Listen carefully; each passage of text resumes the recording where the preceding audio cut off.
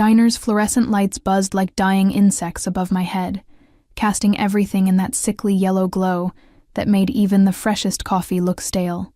My feet ached in shoes held together more by hope than actual material, and the smell of grease had long since embedded itself into my hair, my skin, my very existence. I was invisible here, just another tired woman in a stained apron, serving eggs and refilling cups for people who never really saw me. I wiped down the counter for the 100th time that night, the rag leaving wet streaks across the cracked formica. Outside, the November rain hammered against the windows, turning the parking lot into a mirror of neon and darkness.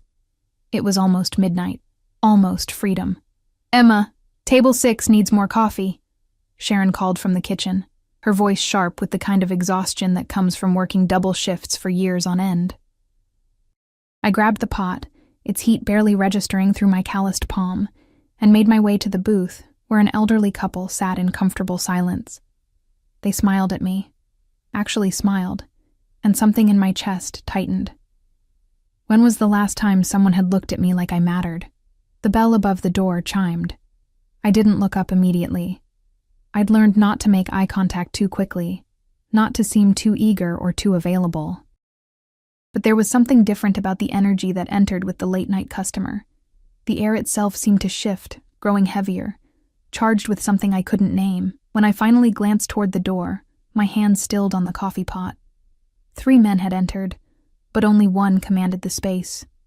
He stood in the center, raindrops sliding down the shoulders of a black coat that probably cost more than I made in a year. Even from across the diner, I could see the sharp lines of his face, the way shadows seemed to cling to him like old friends. His shoes gleamed despite the rain, and there was something in the way he held himself, an absolute certainty that the world would bend to his will. The 2 men flanking him were built like walls, their eyes constantly scanning the room, hands resting near their waists in a way that made my instincts scream danger. But it was the man in the middle who held my attention. There was something familiar about the angle of his jaw, the way he moved with predatory grace. They took a booth in the corner, the one with a view of both the entrance and the back exit, the kind of seat someone takes when they always need to see what's coming. "Your turn," Sharon whispered suddenly beside me. "I'm on break." My heart hammered against my ribs as I approached their table, menu clutched like a shield. Up close, he was even more striking and more dangerous. His eyes were dark, almost black in the dim light, and when they lifted to meet mine, I felt the impact like a physical blow. For a moment, those eyes widened almost imperceptibly. His hand, reaching for the menu, froze in midair. "Coffee?" My voice came out steadier than I felt, years of service industry muscle memory taking over. He didn't respond immediately, just stared at me with an intensity that made my skin prickle. One of his men cleared his throat, a warning sound, but the man in the middle raised a hand slightly, a gesture so small it was almost invisible, but his companions fell silent immediately. "Emma." My name fell from his lips like a secret, like a prayer, like a curse. The menu slipped from my fingers, clattering against the table. How do you... You don't remember me." It wasn't a question.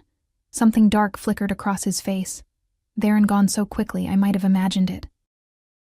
"Of course you don't." But I did. Suddenly, terrifyingly, I did. Those eyes, that voice, stripped of 15 years and the hard edges that life had carved into him. A boy with paint-stained hands and dreams bigger than our shabby neighborhood could contain. A boy who had kissed me behind the school, who had promised me the world, who had disappeared one summer and never come back. Dante? The name emerged as barely a whisper. His lips curved into something that might have been a smile on anyone else, but on him looked like a weapon. "So you do remember." My legs felt weak. I gripped the edge of the table, aware that his men were watching me with new interest, their hands shifting beneath their jackets. You left? You just vanished." I'd thought so many things. That he was dead. That he'd never cared. That I'd invented the whole thing in my foolish teenage heart. "Sit down, Emma." It was a command. Soft-spoken, but absolute. Everything in me wanted to run, to refuse, to maintain some dignity, but my body obeyed before my mind could catch up. sliding into the booth opposite him. The vinyl was cracked beneath me, digging into my thighs through my thin uniform. Up close, I could see the subtle differences. The scar that cut through his left eyebrow, the silver ring on his finger that caught the light, the way his jaw was harder, his eyes colder. This wasn't the boy I'd known. This was someone else wearing his face. "You work here," he said, and it wasn't a question. His gaze traveled over my stained apron, my exhausted face, and something dangerous flashed in his eyes. "How long?" 3 years.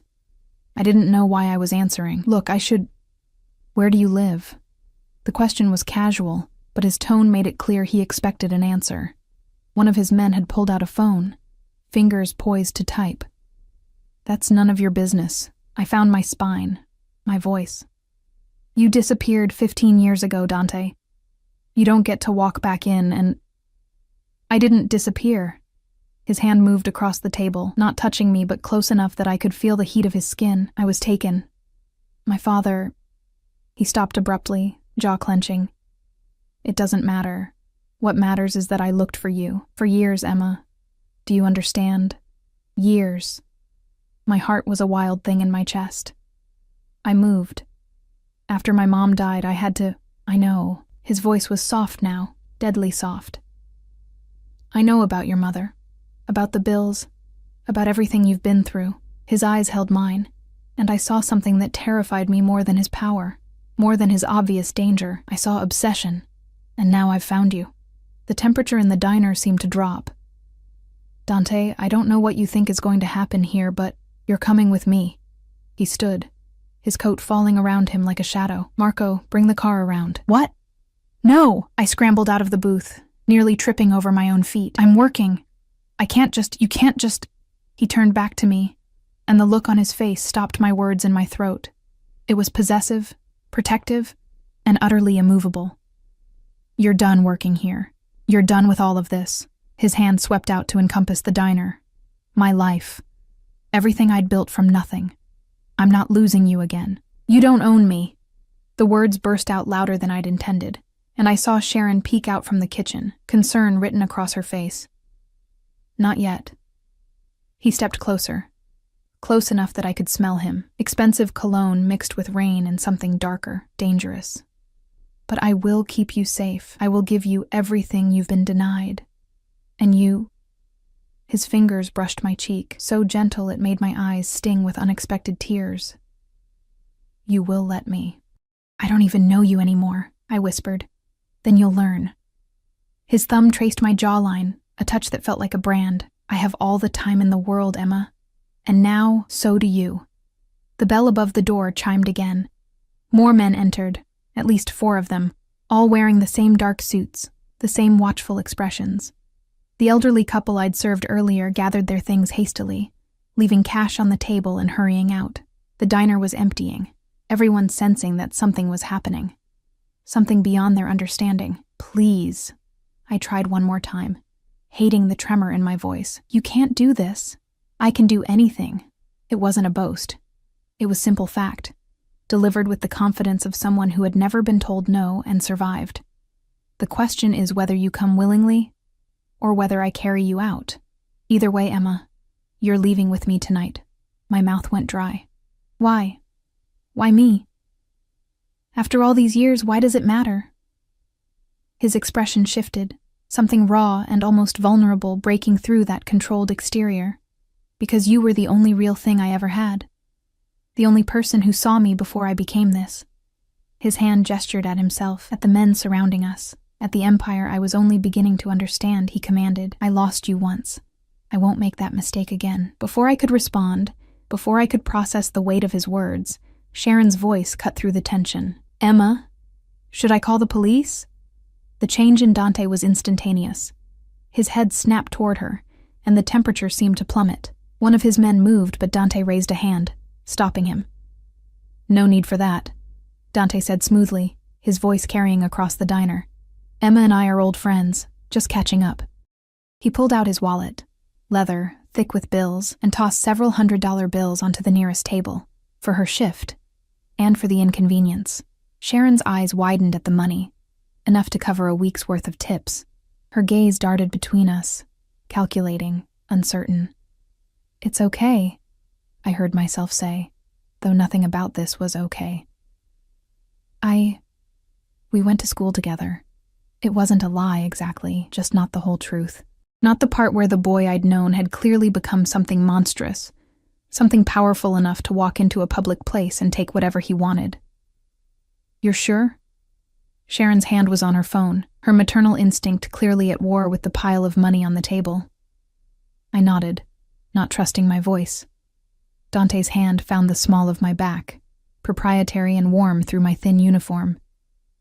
"Get your things," he murmured, his breath hot against my ear. "Don't make me wait." My feet carried me to the back room on autopilot. I grabbed my jacket, threadbare and patched, and my purse with its pathetic contents. My hands were shaking as I untied my apron, folding it mechanically and setting it on the hook where it had hung for 3 years. This was insane. I should run, should scream, should do anything other than what I was doing. But when I emerged and saw him waiting by the door, rain-soaked and powerful, and looking at me like I was something precious he'd thought lost forever, my resistance crumbled a little more. "Ready?" he asked, as if I had a choice. I wasn't. I would never be ready for what came next. But I nodded anyway. The rain hit us the moment we stepped outside, cold and sharp. A black car, sleek, expensive, with tinted windows, waited at the curb, engine purring. One of his men held the door open, and Dante's hand on my back guided me inexorably forward. I was about to slide into the car when it happened. A loud pop, sharp as a gunshot, echoed across the parking lot. The car lurched violently to one side, and suddenly chaos erupted. Dante's men moved as one, surrounding us, hands diving into jackets. Someone shouted something in Italian. The world became a blur of motion and barely contained violence. "Tire blew," one of them reported, but his hand stayed on his weapon. Dante's arm had wrapped around me automatically, pulling me against his chest, his body a shield. I could feel his heart hammering, could feel the coiled tension in every muscle. "Coincidence?" another man asked, his voice tight. "I don't believe in coincidences." Dante's voice was ice against my ear. Then, to me, "Get in. Now." But before I could move, I saw it. Another car in the parking lot, windows dark, engine running, watching. And suddenly, I realized this had been a mistake, the biggest mistake of my life. The second car's headlights flicked on, blinding bright in the rain-soaked darkness. Dante's grip on me tightened until it was almost painful, his other hand moving beneath his coat in a gesture that made my blood run cold. "Get her in the backup vehicle, now." His voice was sharp, commanding, nothing like the soft intensity from moments before. Hands, I didn't know whose, grabbed my arms and propelled me toward a black SUV that had seemingly materialized from nowhere. The door was already open, and I was pushed inside with efficient force. Dante slid in beside me, his body pressed against mine in the confined space, and the door slammed shut with a finality that made my ears ring. "Drive. Take the south route. Radio ahead to clear the checkpoints." He was all business now, the soft-spoken man from the diner replaced by something harder, colder. A phone appeared in his hand, one of 3 I could see clipped to his belt, and he was speaking rapid Italian, his free hand still anchoring me against him. The SUV lurched forward, tires squealing against wet asphalt. I twisted to look out the rear window and saw the other car, the watching one, pull out to follow us. "Who is that?" The question burst out before I could stop it. "No one you need to worry about." Dante's jaw was set, his eyes fixed on the road ahead, but his hand moved to cup the back of my head, pressing my face against his shoulder. "Don't look. Just stay down." The vehicle took a corner so sharply I would have been thrown across the seat if not for his hold on me. My heart was trying to punch its way out of my chest, and the reality of what was happening, really happening, crashed over me like the rain hammering the roof above us. This wasn't a romantic reunion. This was kidnapping. This was danger. This was a world I didn't understand, populated by men with guns and cars that followed in the night. "Let me go," I gasped against the expensive fabric of his coat. "Please, Dante, just let me go. This is crazy. I can't." "Shh," His hand stroked my hair, a gesture so at odds with the violence humming through the vehicle that it made me dizzy. "You're safe. I promise you're safe." "Safe? We're being chased." "They won't touch you." His voice dropped to something dark and absolute. "I'd burn this entire city down first." The certainty in his words should have terrified me. Instead, some traitorous part of me responded to it, to the promise of protection I'd never had, to the idea of mattering enough that someone would fight for me. We drove for what felt like hours, but was probably only 20 minutes, the city lights giving way to darker streets, then to a private road lined with trees. Eventually, massive iron gates loomed ahead, swinging open as we approached. Guards with earpieces and visible weapons nodded as we passed, and I realized with growing horror that this wasn't just wealth. This was a fortress. The house, no, mansion, sprawled before us, all stone and glass and impossible architecture. Lights blazed from windows, and more men in dark suits moved through the grounds like shadows with purpose. The SUV stopped beneath a portico, and Dante's door opened immediately. He climbed out, then reached back for me, his hand extended like this was a date. Like we hadn't just fled through the rain from unknown pursuers. "I can't be here," I said. But my voice was weak even to my own ears. "I have work tomorrow. You don't work there anymore." He pulled me from the vehicle with gentle insistence. "You'll never have to work like that again. That's not your decision to make." His eyes met mine, rain streaming down his face, and I saw something flicker there. Acknowledgement, perhaps, or regret. But it didn't change anything. It is now. "Come inside, Emma. You're soaked through." I was. My uniform clung to me, my hair plastered to my skull, and I was shivering from cold and shock and the surreal nightmare my life had become in the span of an hour. A woman appeared at the entrance, older, elegant, with kind eyes that immediately assessed me with professional efficiency. "Mr. Caruso, the room is ready. I've laid out dry clothes." "Thank you, Maria." Dante's hand found my lower back again, that possessive touch that seemed to be his default. "This is Emma. She'll be staying with us. Make sure she has everything she needs." "Of course." Maria smiled at me, and there was genuine warmth there. "Come with me, dear. Let's get you out of those wet things." I should have resisted, should have demanded to be taken home, to be released, to be treated like a person with rights and choices. But I was so cold, so tired, so overwhelmed, that I simply followed Maria's gentle guidance up a sweeping staircase and down a hallway lined with art that probably cost more than my entire apartment building. The room she led me to was larger than my entire studio. A 4-poster bed dominated one wall, draped in silk that caught the light from a chandelier overhead. French doors opened onto a balcony, and through them I could see the grounds stretching into darkness, dotted with security lights and the silhouettes of patrolling guards. "The bathroom is through there," Maria indicated a door to the left. "I've drawn you a bath. The clothes on the bed should fit. Mr. Caruso was very specific about the sizes." That stopped me cold. How did he know my size? Maria's smile was knowing. "Mr. Caruso is very thorough when something matters to him. The bath will get cold if you wait too long." She left before I could formulate a response, the door clicking shut with a soft sound that might as well have been a cell door slamming. I stood in the center of that opulent room, dripping onto carpet that probably cost more per square foot than I made in a month, and tried to process what was happening. Dante, my Dante, the boy with paint-stained hands, was clearly someone important, someone dangerous, someone who commanded men with guns, and lived in a fortress, and thought nothing of taking what he wanted. And he wanted me. The thought should have been terrifying. It was terrifying. But beneath the fear, something else stirred, something I didn't want to examine too closely.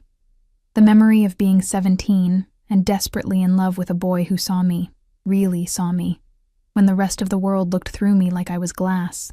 The bath was exactly as promised, steaming and fragrant with oils that turned the water milky.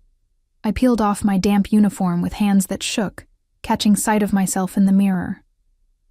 I looked like exactly what I was, a tired waitress with dark circles under her eyes and calluses on her hands, Completely out of place in this world of marble and gold fixtures, the hot water was a revelation. I sank into it until only my face remained above the surface. And for a moment, I let myself just feel the heat seeping into my bones, unknotting muscles that had been tense for so long, I'd forgotten what relaxation felt like. A knock at the bedroom door startled me back to reality. "Emma." Dante's voice, muffled by wood and distance. "May I come in?" "I'm in the bath," I called back, then realized how absurd that was given the circumstances. "I'll wait." I could picture him out there, probably dripping his own trail of rainwater, waiting with that infinite patience that seemed to be at odds with the violence I'd witnessed. Part of me wanted to stay in the bath forever, to avoid whatever conversation was coming. But the water was already cooling, and hiding in a bathroom wasn't going to change my situation. The clothes laid out on the bed were beautiful. Soft cashmere pants in deep gray, a cream silk blouse, undergarments that still had tags from stores I'd only ever window shopped. Everything fit perfectly, which was somehow more unsettling than if they'd been wrong. I found him in the hallway, changed into dry clothes, black pants and a white shirt with the sleeves rolled to his elbows, revealing forearms marked with scars and what looked like the edge of a tattoo. He'd been leaning against the wall, but straightened when I emerged, his eyes tracking over me with an intensity that made my skin prickle. "Better?" he asked. "I want to go home. This is your home now. You can't just decide that." Frustration boiled over, giving me courage. "You can't just take me, Dante. This is illegal. This is necessary." He moved closer, and I had to fight the urge to back away. "Emma, you don't understand what you were, where you were. That diner, that neighborhood.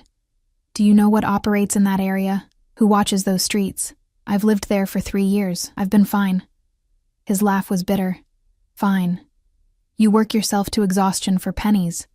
You live in a building with broken locks and mold in the walls.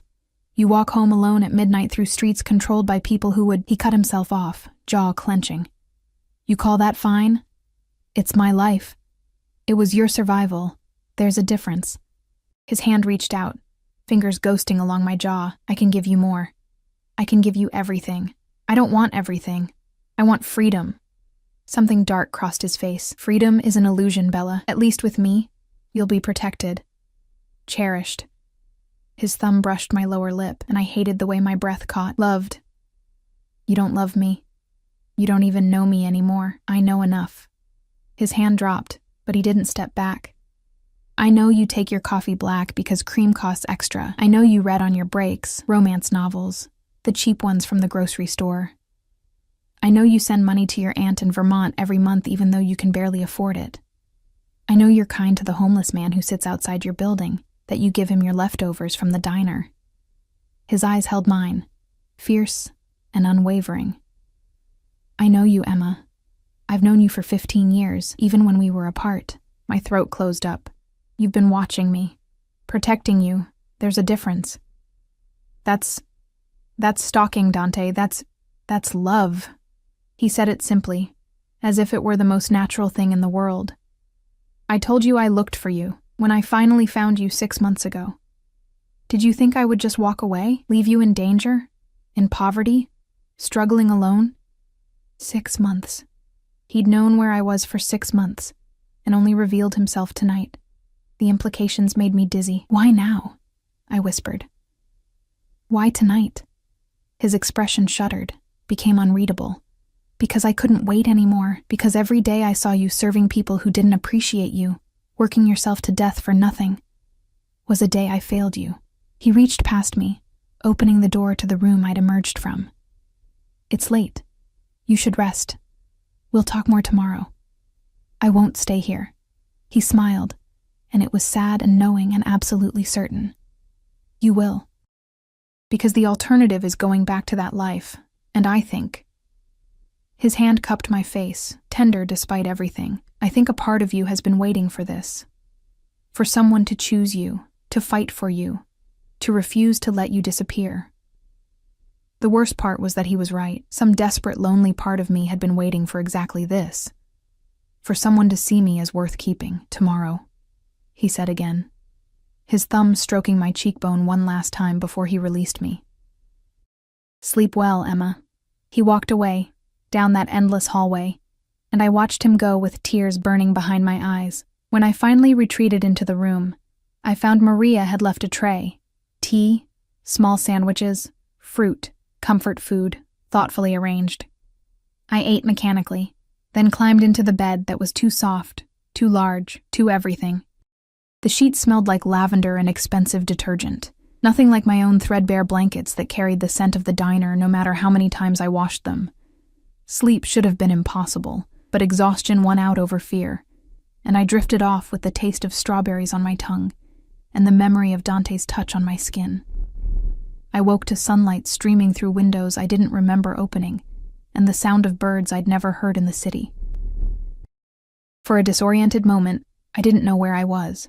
Then it all came rushing back: the diner, the chase, the mansion, the prison. A knock sounded, and Maria entered with a tray. "Good morning. Mr. Caruso thought you might like breakfast in bed for today." "What time is it?" "Nearly noon. He asked that you join him for lunch when you're ready. There's a closet through that door. He's had it stocked for you." The closet was a room unto itself, lined with clothes in my size, shoes in my width, accessories I'd never owned. Everything perfectly chosen, perfectly arranged, perfectly suffocating. I chose the simplest outfit I could find, jeans and a sweater, and made my way downstairs, following the sound of voices to a dining room that could have seated 20, but currently held only Dante, reading a newspaper with a coffee cup at his elbow. He looked up when I entered, and his face transformed. The cold, dangerous man from last night softened into something that reminded me painfully of the boy he'd been. "You slept well?" "Like a prisoner." The words came out sharper than intended, but I didn't take them back. He set down the paper, unfazed. "Sit, eat, then I have something to show you." The food was incredible. Fresh fruit, pastries that melted on the tongue, eggs cooked perfectly. I ate because I was hungry, not because I'd forgiven anything. "What do you want to show me?" I asked finally, setting down my fork. He stood, holding out his hand. "Come with me." Against my better judgment, I took it. His fingers laced through mine, warm and sure, and he led me through the house to a wing I hadn't seen. He opened a door, and I stepped into a room that made my breath catch. It was an art studio. North-facing windows flooded it with perfect light. Easels stood ready, canvases stacked against walls, paints and brushes organized with care, and on the walls, dozens of paintings. My face, from every angle, every mood, spanning years. "I never stopped painting you," he said quietly. "Even when I couldn't find you, you were all I could see." I turned to him, tears streaming down my face, and saw my own reflection in his eyes. Wanted, cherished, trapped. "What do you want from me?" I whispered. He stepped closer, his forehead resting against mine. "Everything. Nothing. Just stay. Let me keep you safe. Let me—" A man in a suit breathing hard. The door burst open. "Sir, we have a problem. It's about the Rossini girl. She's here." Dante's entire body went rigid. "What?" "She's demanding to see you. Says she has information about last night. About who was watching." His hand tightened on mine almost painfully. When he looked at me, there was something new in his eyes. Something like fear. "Emma, I need you to go back to your room. Lock the door. Don't open it for anyone but Maria." "Who is the Rossini girl? What's—" "Please." He kissed my forehead, quick and desperate. "Trust me. Just this once. Trust me."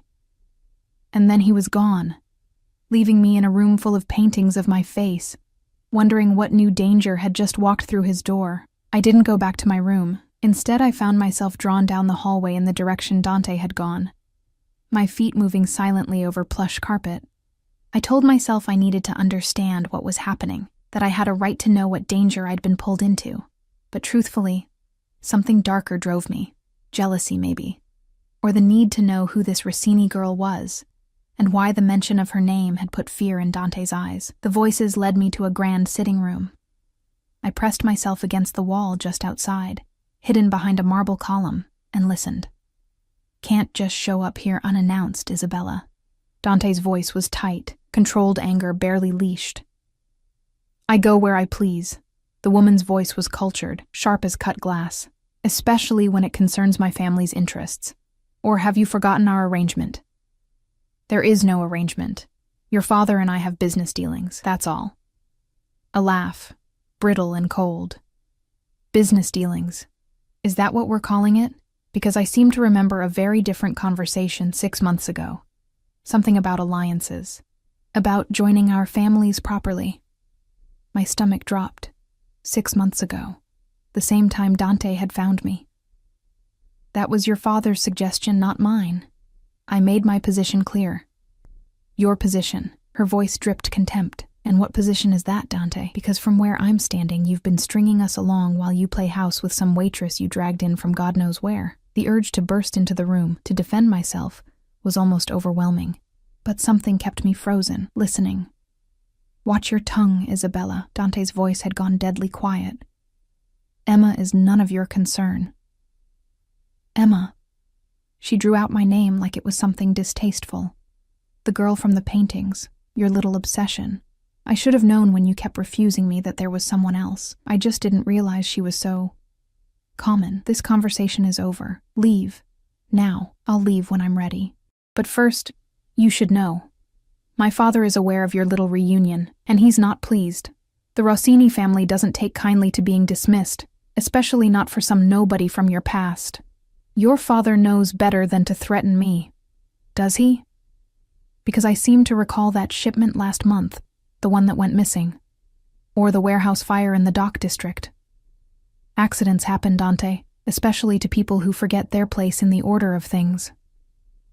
Silence. Then Dante's voice, each word carefully measured. If your father has concerns about our business relationship, he can speak to me directly. Not send his daughter to make veiled threats in my home. This isn't a threat. It's a warning. You're playing a dangerous game, bringing that girl here. There are people who won't understand, who will see it as weakness. Then they can come say so to my face. Some already have. That car last night? The one following you from the diner? That wasn't random, Dante. That was a message. There are questions being asked about where your loyalties lie, about whether you're still fit to lead. My blood ran cold. The car, the blown tire. This woman was saying it hadn't been an accident. Get out, Isabella. And tell your father that if he wants war, he can have it, but he won't like how it ends. You would start a war over her? Over some girl you haven't seen in 15 years? Isabella's laugh was incredulous. She must be something special. I can't wait to meet her properly. You won't. You're not welcome here. And if you come near Emma, if you so much as look at her, you'll what? Kill me? Start a blood feud with the Rossinis? Over a waitress? Another pause. You've gone soft, Dante. Love has made you weak. And in our world, weakness is fatal. Footsteps. I turned to flee, but wasn't fast enough. Isabella emerged, and we came face to face. She was beautiful in the way expensive things are beautiful. Polished, perfect, cold. Dark hair swept into an elegant chignon, designer clothes that hung perfectly on her slender frame, diamonds at her throat and wrists that caught the light. Her eyes, when they met mine, were calculating and cruel. Well, the waitress herself. She looked me up and down, taking in my borrowed clothes, my unmade face, everything that marked me as an outsider here. I can see the appeal, I suppose, if one likes the whole damsel in distress aesthetic. Isabella.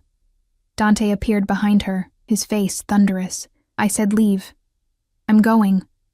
She smiled at me, all teeth. Enjoy your time here, Emma. I'm sure it will be educational.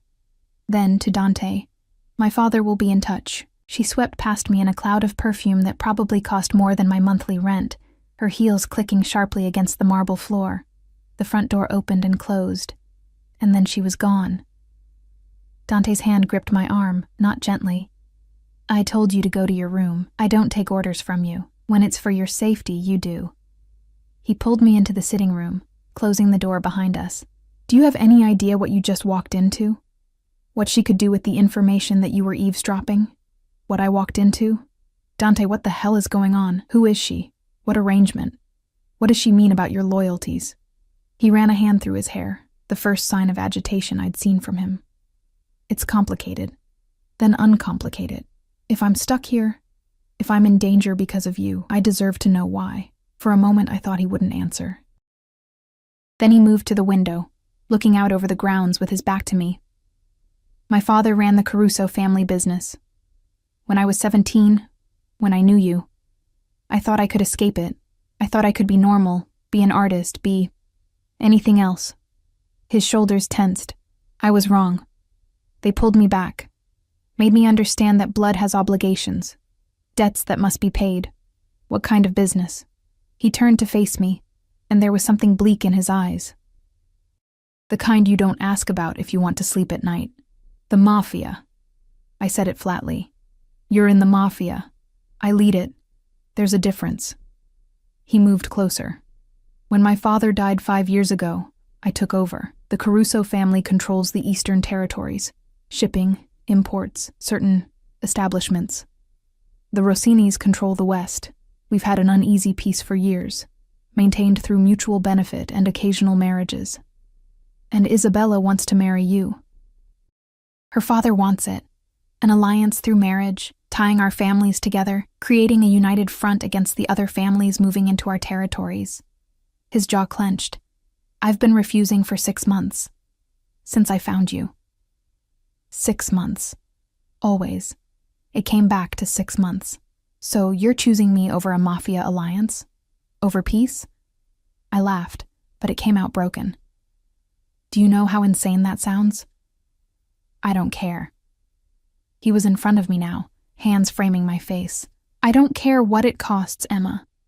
I lost you once because of this life, because they dragged me away from everything I loved.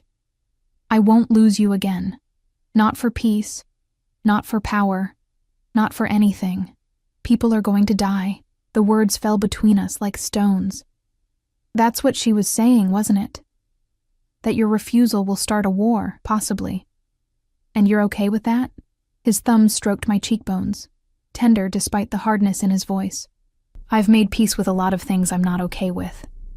This won't be the first war I've fought, but it will be the first one that actually matters. I pulled away from him, needing distance, needing air. This is insane. All of this. You can't just... Dante, you have to let me go. Before this gets worse. Before more people get hurt. No. People could die. People die every day.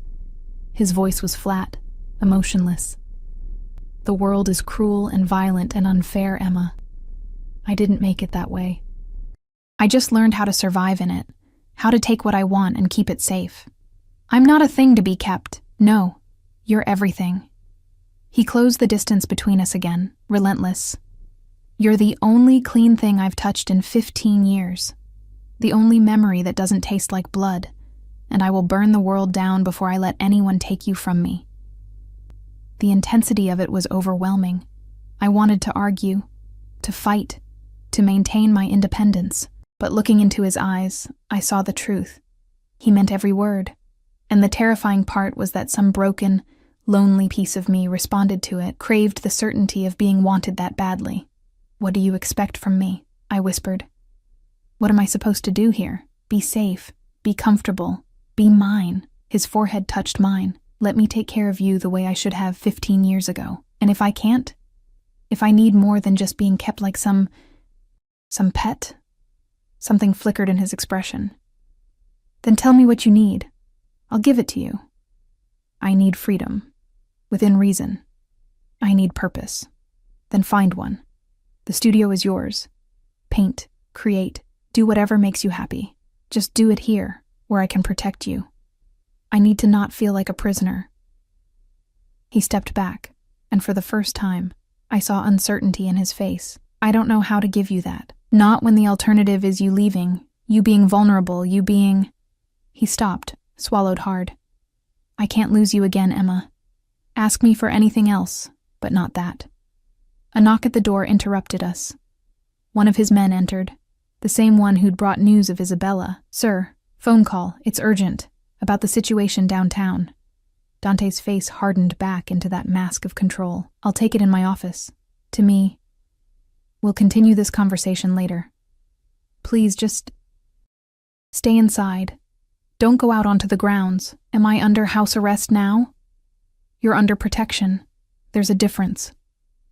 He left, and I was alone in that massive room, surrounded by luxury that felt like a gilded cage. I walked to the window, looking out at the manicured grounds, the high walls, the guards patrolling with weapons barely concealed.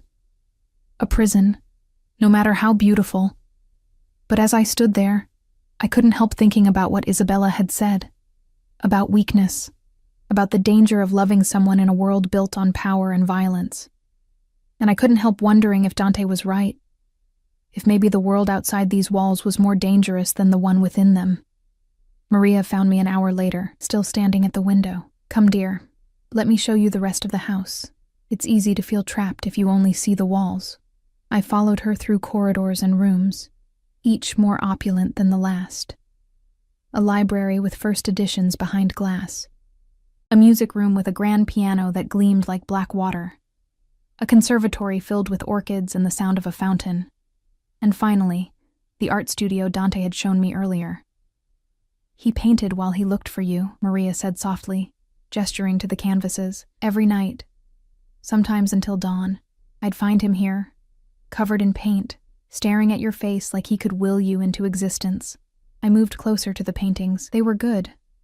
No, they were exceptional. Each one captured something different. Me laughing, me serious, me sad. Versions of me I'd never seen in a mirror, beautiful and worthy and seen. "How long have you worked for him?" I asked. 20 years, since he was a boy." She smiled. "I watched him try to run from this life.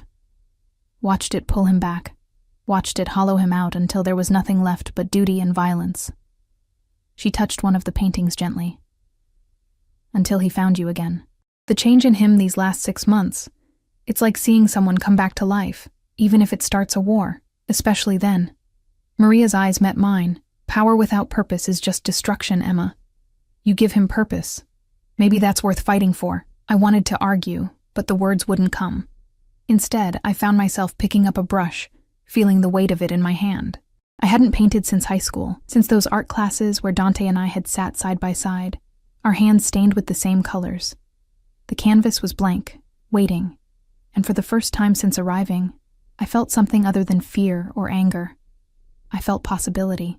I painted until the light faded, until my shoulders ached and my hands cramped. I painted the view from my old apartment window, the broken neon sign across the street, the fire escape where I'd sit on summer nights, the small patch of sky visible between buildings. I painted the life I'd left behind, trying to understand how I felt about losing it. When Dante found me, hours later, I was staring at the finished canvas with tears on my cheeks. "It's beautiful," he said softly from the doorway. "It's gone." I didn't turn to look at him. Everything I built, everything I had, it's all gone now. "No." He moved behind me, his hands settling on my shoulders. "It's transformed. You're not losing anything, Emma. You're gaining everything you were denied. What if I don't want what you're offering? What if I just want my simple, small life back?" His hands tightened. "Then you're lying to yourself. I saw where you lived, how you survived." "That wasn't living, Bella. That was dying slowly, one shift at a time." I turned in his arms, angry tears still falling. At least it was mine. At least I had choices, even if they were all bad ones. I gestured at the studio, the mansion beyond. "This is just a prettier prison, then make it yours." His voice was fierce, desperate. "Change it, demand what you need. I told you, I'll give you anything. Just don't ask me to let you go." "Why?" I demanded. "Why me? After 15 years, why am I worth all this?" He cupped my face in hands that were stained with my paint, his thumbs brushing away tears. "Because when I was 17, you were the first person who looked at me and saw someone worth saving. Because you smiled at me like I mattered when the rest of the world saw only my father's son. Because loving you was the last time I felt human." His voice cracked on the last word, and I saw it then. The loneliness that matched my own, the desperate need to matter to someone, to be chosen. "I'm not the girl you remember," I whispered. "I'm not the boy you knew. He smiled, sad and knowing. But maybe that's okay. Maybe we can figure out who we are now. Together. Before I could respond, his phone buzzed. He checked it, and his face went hard. What? Isabella's father just called a meeting. All the families. Tomorrow night. His eyes met mine. It's about us, about you. What does that mean? It means war is coming, Emma, and you're the reason why. The next day passed in a strange limbo. Dante was gone before I woke, leaving only a note on the pillow beside me. Stay inside. Trust me.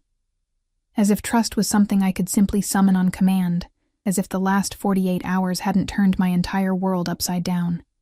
I spent the morning in the studio, trying to lose myself in paint and canvas, but my hands shook too badly to create anything coherent. Every sound made me jump. Footsteps in the hallway, car engines in the distance, the wind against the windows. Maria brought me meals I couldn't eat, her worried glances saying more than her careful words. By afternoon, I couldn't stand it anymore. I found myself wandering the mansion like a ghost, opening doors to rooms I hadn't seen before.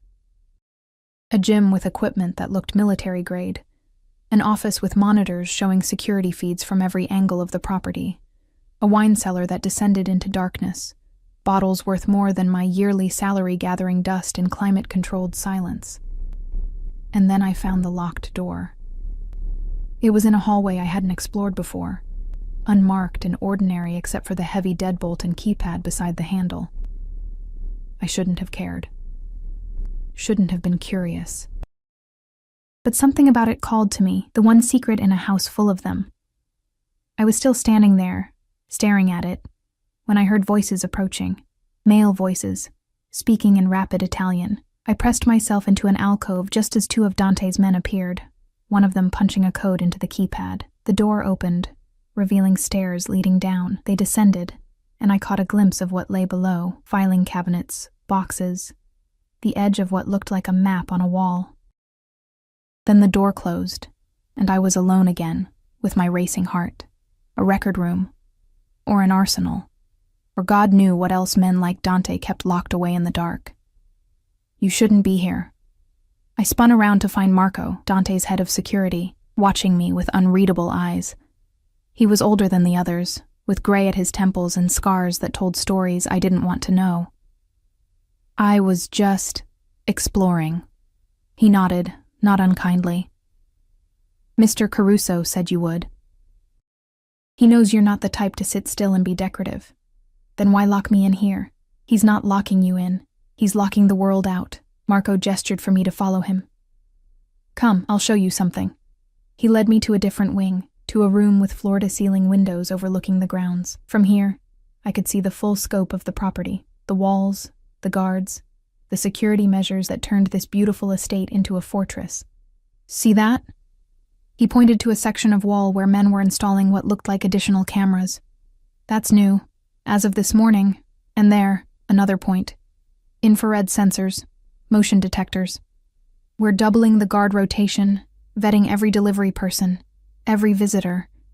All because Mr. Caruso knows that by choosing you, he's made you a target. My mouth went dry. A target for what? For anyone who wants to hurt him. And make no mistake, Miss Emma, there are many who would. Marco's face was grave. The Rossinis aren't the only family unhappy with his choices. There are rivals who see this as an opportunity. Weakness they can exploit. I'm not worth all this. That's not for you to decide. He turned to face me fully. I've worked for the Caruso family for 30 years. I watched Dante's father build this empire on blood and ruthlessness. I watched Dante try to escape it and fail. And in all that time, I've never seen him care about anything the way he cares about you. He doesn't even know me. He knows the idea of you, the memory of being someone better than what this life made him. Sometimes that's enough. Marco's expression softened slightly. You think you're trapped here, but the truth is, he's the one in a cage, and you're the only key he's ever found. Before I could respond, another guard appeared in the doorway. Marco, sir. Mr. Caruso is on his way back. He wants Miss Emma in the main sitting room. The knot in my stomach tightened. The meeting. It's over? Not yet.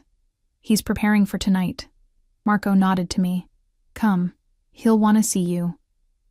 I found Dante in the sitting room, surrounded by papers and phones and men in dark suits who stopped talking the moment I entered. He looked up, and something in his face eased when he saw me. "Leave us," he said to the others.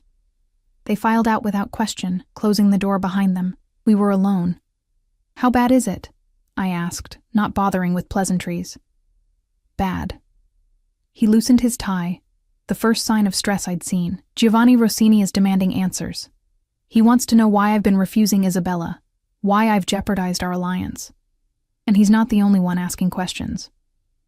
"Then tell them the truth. Tell them I mean nothing to you, that I'm just... Don't." The word cracked like a whip. "Don't ask me to deny you. I won't do it. Even if it prevents a war, especially then." He moved closer, and I saw the exhaustion in his eyes, the weight of decisions I couldn't begin to understand. "Emma, I need you to listen to me very carefully. Tonight's meeting will determine what happens next. Whether there's peace or violence. Whether you're safe or..." He stopped, jaw clenching. "I need you to promise me something." "What?" "If anything happens to me, if things go wrong, Marco will get you out. He has instructions, money, new documents. You'll be safe. Dante, promise me." His hands gripped my shoulders. "Promise me you'll run if I tell you to." You can't ask me to just..." "I'm not asking." His forehead pressed against mine, his breath warm on my lips. "I'm begging. If I know you'll be safe, I can do what needs to be done tonight. But if I'm worried about you, if I'm distracted, then you'll get yourself killed." The words tasted like ash. "That's what you're saying, isn't it? That tonight could go wrong, that you might not come back. It's a possibility I have to prepare for." Something broke open in my chest. "You're really willing to die for this? For me?" "I'm willing to do whatever it takes to keep you." His thumb brushed my cheek, catching a tear I hadn't realized had fallen. "I've lived 15 years without you, Emma. I've built an empire, commanded respect, taken what I wanted from this world, but none of it meant anything. None of it filled the hole you left. That's not fair. You can't put that on me." "I know." He pulled back slightly, his eyes searching mine. "I know it's not fair. Nothing about this is fair, but it's the truth." I was shaking, I realized. From fear or anger or the overwhelming weight of being responsible for his life, I couldn't tell. "What do you want from me, Dante? Right now, in this moment, what do you want?" "I want you to kiss me." The words were raw, vulnerable. "I want to remember what it felt like to be 17 and stupid and in love, before everything got complicated. Before I became this." He gestured at himself, at the expensive clothes and heavy watches and all the trappings of power. "We're not those people anymore, no. But maybe we can be something better." His hand cupped my face, and I felt the calluses on his palm. Roughness that matched my own, earned through different struggles but equally real. "One kiss, Emma. Give me that much before I walk into a room full of people who want me dead." I should have said no, should have maintained boundaries, kept my distance, protected what was left of my independence. But looking at him, really looking at him, I saw the boy I'd loved beneath the monster he'd become, and I saw something else too, the same desperate loneliness that had defined my own life for so long. So I kissed him. It started gentle, tentative. A brush of lips that tasted like memory and regret, but then his hand tangled in my hair, and I gripped his shirt. And suddenly we were 17 again, stealing kisses in the art room after school, paint-stained and breathless and alive. Except we weren't 17, and this kiss carried the weight of 15 years, of all the things we'd lost and found and broken between us. When we finally pulled apart, we were both breathing hard, foreheads pressed together in the silence. "Come back," I whispered. "Whatever happens tonight, you come back to me." "I will." His lips brushed my temple. "I promise." A knock at the door shattered the moment. Marco's voice. "Sir, the car is ready." Dante straightened, and I watched the transformation happen. The vulnerable man replaced by the cold, calculating leader. He adjusted his tie, checked his watch, became someone I didn't quite recognize. "Stay with Maria," he said. "Don't open the door for anyone else, and Emma..." He turned back at the threshold. "Thank you. For the kiss. For believing I might be worth coming back to." Then he was gone, and I was alone with the taste of him on my lips and terror in my heart. The hours that followed were torture. Maria tried to distract me with dinner, with television, with anything that might keep my mind from spiraling. But all I could think about was Dante in a room full of dangerous men, defending his choice to keep me, potentially dying for it. Around 11, I couldn't stand it anymore. I found myself back in that hallway, staring at the locked door, the record room, the secrets. This time, I tried the code I'd seen the guard enter. My hands shook as I punched in the numbers, certain it wouldn't work, that I'd trigger some alarm. The lock clicked open. I descended the stairs into darkness, feeling along the wall until I found a light switch. Fluorescent bulbs flickered to life, revealing exactly what I'd suspected.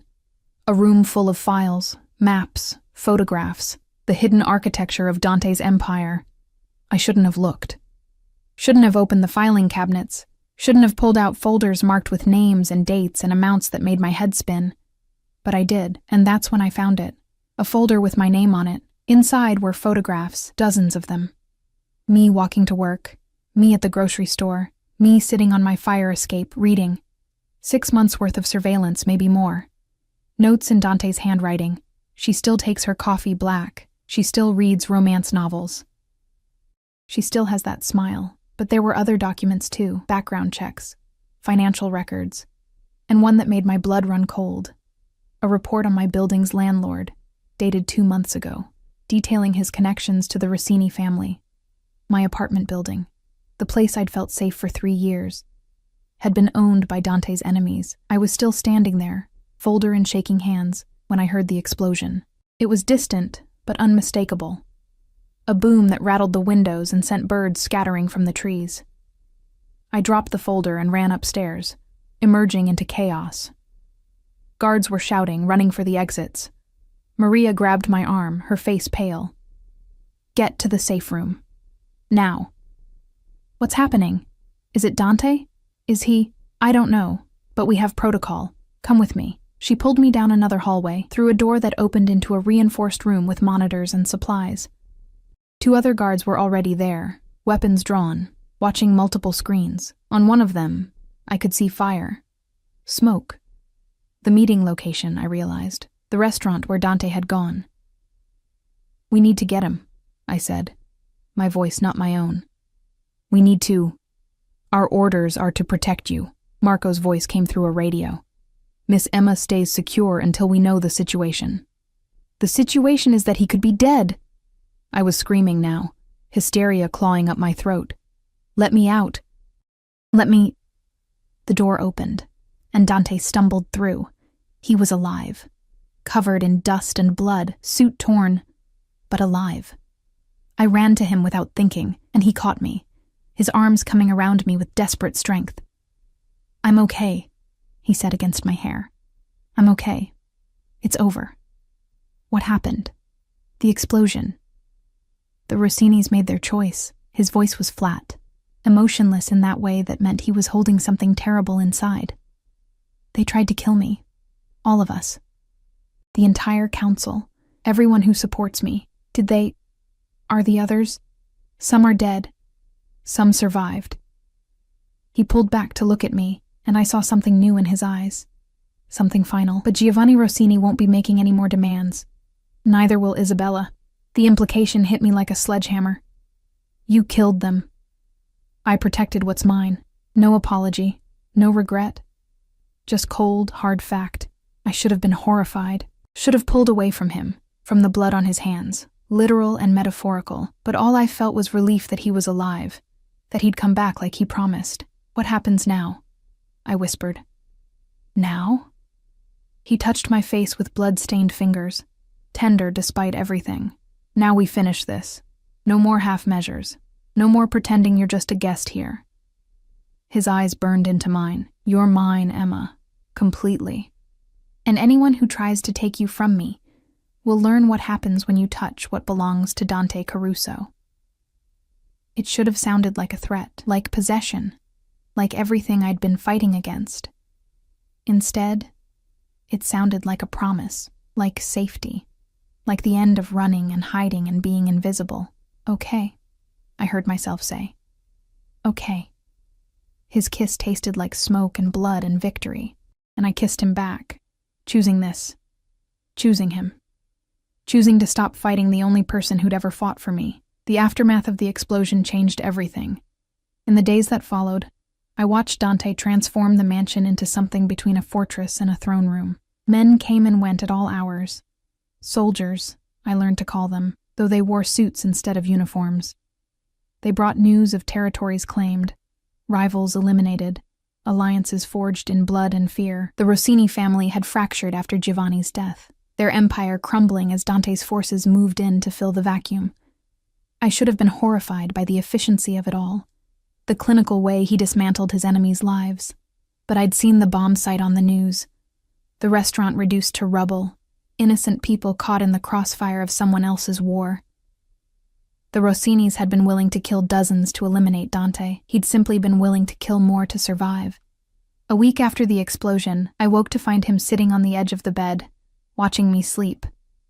Dawn light filtered through the curtains, painting him in shades of gold and shadow. "How long have you been there?"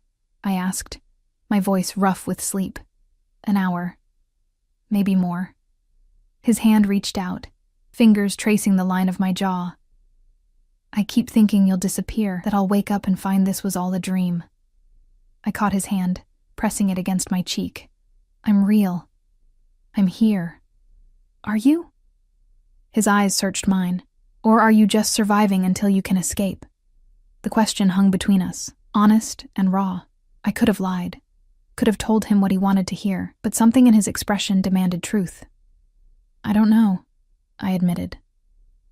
"Some days I wake up angry that you took my choices away, that you decided my life for me without asking. And other days I remember what my life was before, the exhaustion, the loneliness, the feeling of being invisible." I sat up, the silk sheets pooling around my waist. "You see me, Dante. Maybe too clearly, maybe in ways that terrify me, but you see me." His thumb brushed my lower lip. "I've never stopped seeing you. Even when you were gone, you were all I could see." "That's not healthy." "I know." A ghost of a smile. "Nothing about this is healthy, but it's real. And after 15 years of living in a world built on lies and violence and performance, real is all I want." I leaned into his touch, letting myself feel it. The warmth of his skin, the calluses on his palm, the steady beat of his pulse beneath my fingertips where I'd pressed my hand to his wrist. "What do we do now? The war is over. You won. So what happens to me? What do you want to happen?" It was the first time he'd asked, the first time he'd given me agency in my own fate. I thought about it carefully, sorting through the tangle of emotions that had defined the past 2 weeks. "I want to paint," I said finally. "I want to use the studio to create something that matters, not just for myself, but for others." "Done. I'll have Maria reach out to galleries, art dealers." "No," I stopped him. "I want to teach. Kids from neighborhoods like the one I grew up in. The ones who think art is something only rich people get to care about." Something shifted in his expression. Surprise, maybe, or respect. "You want to bring them here? I want you to fund a program at community centers, at schools. Supplies, instruction, scholarships for the talented ones." I met his eyes. "You've built an empire on taking from people. Let me help you give something back." For a long moment, he just stared at me. Then he laughed. A real laugh. The first I'd heard from him since we'd reunited. "You're going to spend my money on art programs for children.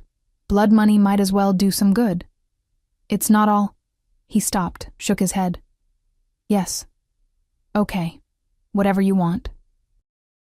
I'll have my accountant set up a foundation, put you in charge of it. I want autonomy, real autonomy, to make decisions without your approval. Within reason. No. Complete autonomy. If I'm going to do this, I'm going to do it right." I gripped his hand. "You said you'd give me anything. This is what I want.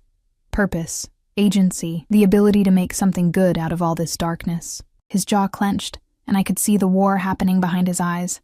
The need to control everything warring with his need to give me what I asked for. Finally, he nodded. "Okay. Complete autonomy. But," he raised a finger, You take security with you, everywhere. The world knows about you now, Emma, about what you mean to me.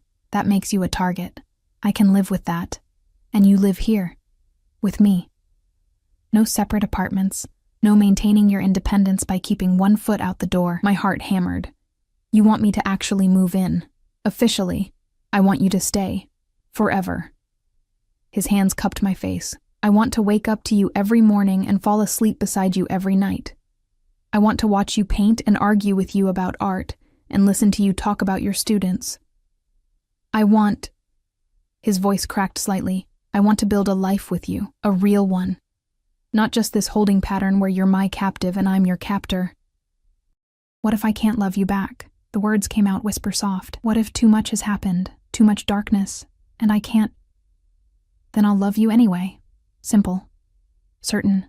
Absolute. I'll love you enough for both of us until maybe, someday, you can love me too. Or not. Either way, you're mine. And I'm yours. And that's enough. Tears burned my eyes. You're insane.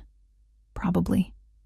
He kissed me, soft and sweet and devastating, but I'm your kind of insane. Say yes, Emma? Not because you're trapped, but because you're choosing this. Choosing me. I thought about the diner, about my tiny apartment with its broken locks and mold. I thought about being invisible, being nobody, serving coffee to people who never learned my name. And I thought about the studio full of paints, about the foundation I could build, about waking up next to someone who saw me as worth fighting wars for. It wasn't a fairy tale.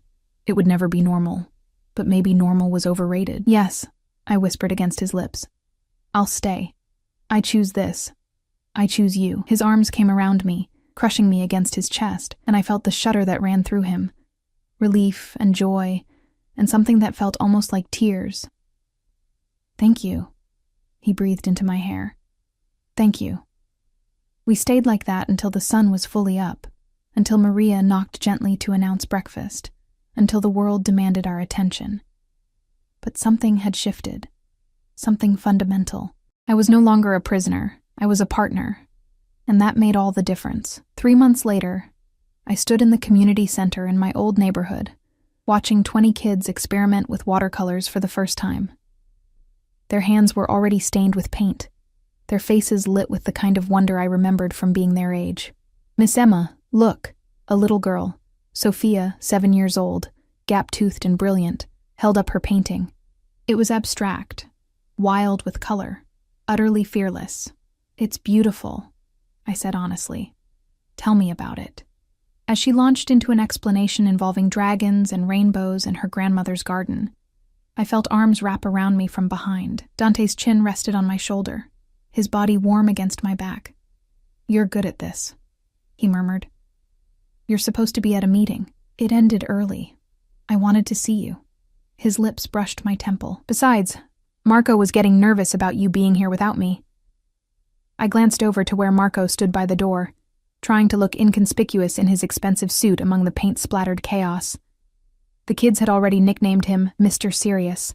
They're children, Dante, not assassins. I'm aware. Doesn't mean I don't worry. His arms tightened slightly. This place, your old neighborhood, there are still people here who work for families that aren't friendly to us. Then they'll see me doing something good, building something positive. I turned in his arms. Unless you want me to stop? Never. His hand cupped my face. I'm proud of you. Of this. You're changing lives, Emma. These kids, they'll remember this. Remember that someone cared enough to give them beauty. We're giving them beauty. This is your money, your resources, your vision, your heart. He kissed me softly, unmindful of the giggles from the children around us. I'm just the bank. You're more than that. I rested my forehead against his. You're the reason I can do this, the reason I'm not too exhausted or too broke or too invisible to matter. You always mattered, but now I know it. We stayed there for another hour, Dante surprisingly patient as kids showed him their artwork and asked him questions about his fancy watch and why he wore a suit when it wasn't Sunday. I watched him crouch down to their level, saw the careful way he handled their paintings, and caught glimpses of the boy he'd been, the one who'd loved art before the world had turned him into something harder. That night, back at the mansion, I found him in the studio. He stood before an easel I'd never seen him use, a brush in his hand, staring at a blank canvas. "I didn't know you still painted," I said from the doorway. "I don't. Haven't in years." He set down the brush. "But watching you today, with those kids, I remembered what it felt like to create something instead of destroy it." I moved to stand beside him. "So create. I'll even share my studio. It's your studio." "No, it's our studio." I picked up the brush he'd abandoned, pressing it back into his hand. "Paint with me. Show me who you were before everything else." For a moment, I thought he'd refuse. Then he dipped the brush in paint, cobalt blue, the color of night sky, and made the first stroke across the canvas.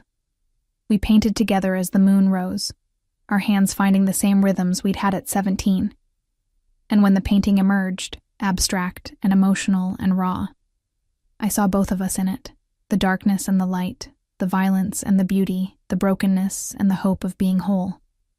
"I love you," he said suddenly, his eyes on the canvas rather than me. "I know I've said it before, but I need you to know. I love you. Not the memory, not the idea. You. This version of you. The one who challenges me and fights me and refuses to let me turn her into something she's not." My throat tightened. I'd been waiting for those words to feel real, to land without the weight of obligation. And finally, standing in our studio, paint on our hands and our creation between us, they did. "I love you too," I said, and watched his head snap toward me, eyes wide with shock. I don't know when it happened. Maybe it never stopped. Maybe it's new. But it's real, Dante, and it's mine to give, not something you took or demanded. Mine. He crossed to me in 2 strides, hands framing my face, searching my eyes for the truth. Whatever he saw there made him smile. A real smile, open and young and devastatingly beautiful. "Say it again. I love you. Again. I love you, Dante Caruso, even though you're possessive and controlling, and you kidnapped me from a diner." I was laughing now, crying a little too. "I love you even though you're dangerous and dark, and you've probably killed people I don't want to know about. Definitely have. I love you anyway, because you see me, because you fought for me, because you gave me a purpose when I thought I'd never matter." I kissed him, tasting salt from my own tears. "Because you let me choose you instead of just taking me." His kiss was different this time, not desperate or claiming or afraid. It was grateful, joyful, free. "Marry me," he said against my lips. I pulled back. "What?" "Marry me. Not for alliances or appearances or because it's expected. Marry me because you love me, and I love you. And I want the world to know you chose this. Chose us." "That's insane. We've only been together 3 months. We've been together 15 years. We just had a long break in the middle." His smile was crooked, hopeful. "Say yes, Emma. Make me the luckiest man alive." I should have said it was too soon, should have been practical, careful, smart, but I'd spent my whole life being careful. And where had it gotten me? Exhausted and invisible and alone. "Yes," I said. "Yes, I'll marry you." His kiss lifted me off my feet, spinning me in a circle as laughter spilled from both of us. When he finally set me down, we were both dizzy, both grinning like fools. "I'm going to spoil you," he promised. "The wedding, the honeymoon, everything." "Small wedding," I interrupted. "Just people who matter. I don't need a spectacle." "Okay, small wedding. But the ring I'm not compromising on. I don't need—" He pulled a box from his pocket. He'd been carrying it, I realized, waiting for the right moment. Inside was a ring that took my breath away. A sapphire the color of midnight, surrounded by diamonds that caught the light like stars. "It was my grandmother's," he said softly. "The only woman my grandfather ever loved. He gave it to her when they had nothing, promising someday he'd give her everything. She wore it until the day she died." He took my hand. "I want you to have it, to know that you're not just my choice. You're my legacy, my everything." The ring slid onto my finger perfectly, as if it had been waiting for me all along. 6 months later, we were married in the garden of the mansion, surrounded by flowers and friends and the children from my art program who threw petals and giggled through the ceremony. Maria cried. Marco smiled, and Dante looked at me like I was every prayer he'd ever whispered in the dark finally answered. Our life wasn't normal. It would never be normal.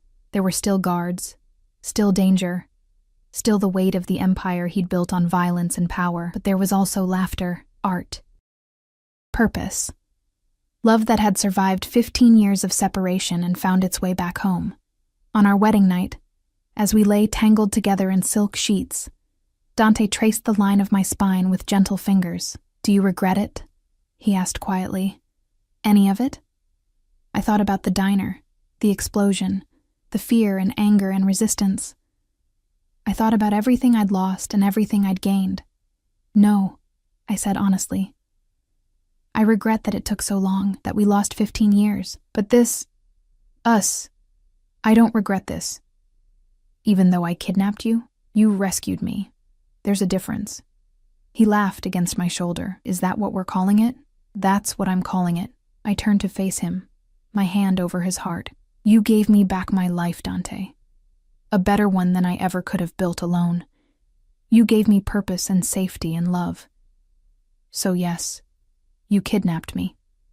But you also set me free." His eyes shone in the moonlight streaming through the windows. "I love you, Mrs. Caruso. I love you too." I kissed him softly. Forever. And in that moment, in that room, in that life we'd built from ashes and obsession and second chances, forever felt possible. We'd both been lost, him to violence, me to invisibility, but we'd found each other again, and this time, we weren't letting go. The waitress who'd stopped to fix a Mafia boss's car had discovered she was his first love. But more importantly, she'd discovered she was her own person, capable of love and strength and choosing her own destiny, even when that destiny wore an expensive suit and commanded an empire. Our story didn't have a fairy tale ending. It had something better, a real one. Messy and complicated and stained with paint and blood and absolutely perfectly ours. And that was enough.